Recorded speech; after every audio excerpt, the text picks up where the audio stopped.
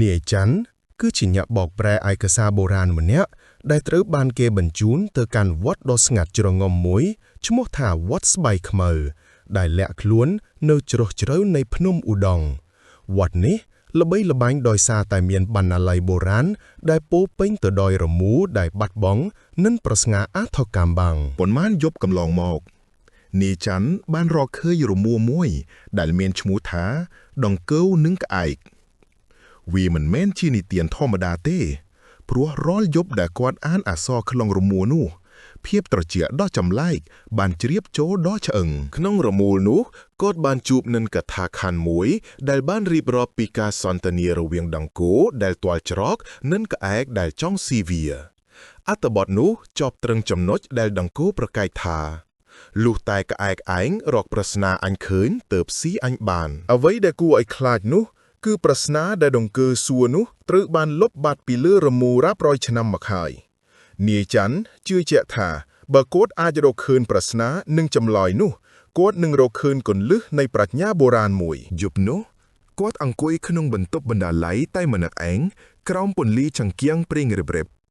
ភាពស្ងប់ស្ងាត់នៃវត្តបានលាយលំនឹងសំឡេងរងាវរបស់សត្វទីទុយនៅខាងក្រៅភ្លាមនោះខ្យល់ក៏ចាប់ផ្ដើមបាក់បោកយ៉ាងខ្លាំង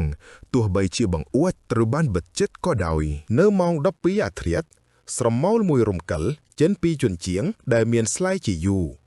ស្រមោលនោះប្រែក្លាយទៅជាសត្វក្អែកដ៏ធំសម្បើម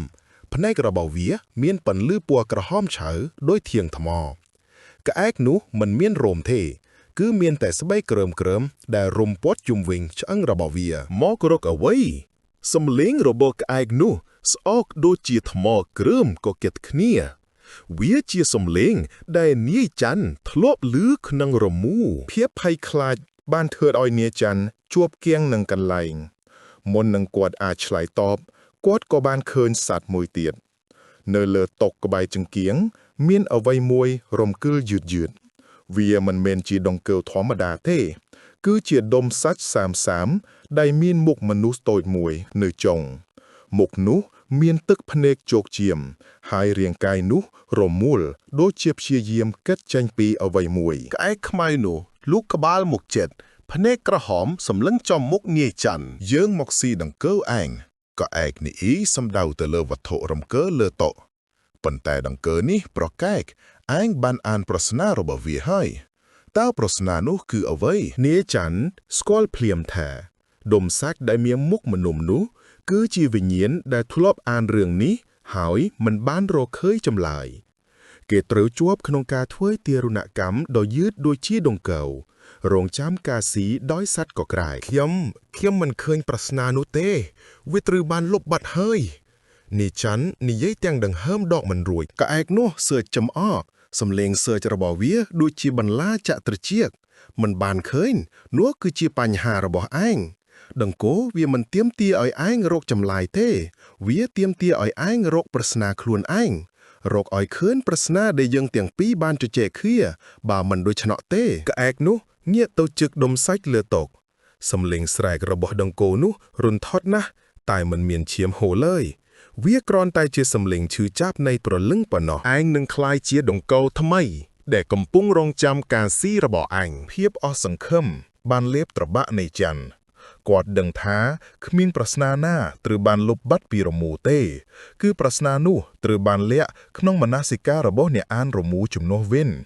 ប្រស្នានោះគឺជាសំណួរដែលគេមិនចង់ប្រឈមមុខនឹងខ្លួនឯងប្រស្នានោះគឺនាយច័ន្ទព្យាយាមនឹកឃើញប៉ុន្តែគំនិតរបស់គាត់ដូចជាត្រូវបានបិទបាំងដោយភាពភ័យខ្លាចក្អែកនោះចាប់ផ្ដើមរំកិលមកជិតហើយចង្គៀងប្រេងក៏រលត់ដោយខ្លួនឯងភាពងងឹតបានគ្របដណ្ដប់ពេលវេលាចប់ហើយក្អែកខ្មារុខ្សឹបនាយច័ន្ទបើកភ្នែកទាំងភ័យស្លន់ស្លោប៉ុន្តែគាត់មិនអាចឃើញអ្វីក្រៅពីភាពងងឹតដែលបង្កក់នោះទេគាត់បានដួលទៅលើកម្រាលឈើរំពេចនោះគាត់ចាប់ផ្ដើមមានអារម្មណ៍ថារាងកាយរបស់គាត់កំពុងបាត់បង់ឆ្អឹងហើយស្បែករបស់គាត់ចាប់ផ្ដើមរលាយចូលគ្នាទៅជាដុំសាច់ទន់រលួយគាត់បានក្លាយជាដង្កូវថ្មីគាត់ព្យាយាមស្រែកហៅប៉ុន្តែសំឡេងដែលចេញមកគឺជាសំឡេងខ្សឹបខ្សៀវដែលគួរឲ្យអាណោចអាធម្ម គាត់មានអារម្មណ៍ថា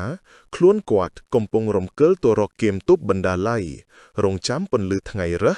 និងការវិលត្រឡប់របស់សត្វក្អែកដែលឃ្លាននៅព្រឹកបន្ទាប់ពេលព្រះសង្ឃចូលទៅខនបណ្ដាល័យពួកគេបានឃើញរមូលដង្កូវនិងក្អែកនៅលើតុនៅក្បែររមូលនោះមានស្នាមប្រឡាក់សែមដែលមើលទៅដូចជាស្លេរអិលតែគ្មាននាច័ន្ទនៅទីនោះទេប្រស្នានោះនៅតែបាត់បង់ហើយដុំសាច់សើមដែលមើលមុខមនុស្សតូចមួយនៅចុងបានកំពុងលួនចេញពីគែមតករងចាំជនរងគ្រោះបន្ទាប់មកអានអក្សរខ្មឹងរមូលនោះព្រោះប្រស្នាដែលសួរនោះគឺជាការភ័យខ្លាចដែលមិនចេះចប់របស់មនុស្សដែលត្រូវដឹងថាតើសេចក្តីស្លាប់ប្រភេទណាដែលគួរឲ្យខ្លាចជាងសេចក្តីស្លាប់ទៅទៀតជាសំណួរដែលគ្មានចម្លើយសម្រាប់អ្នកដែលខ្លាចជាដង្គោ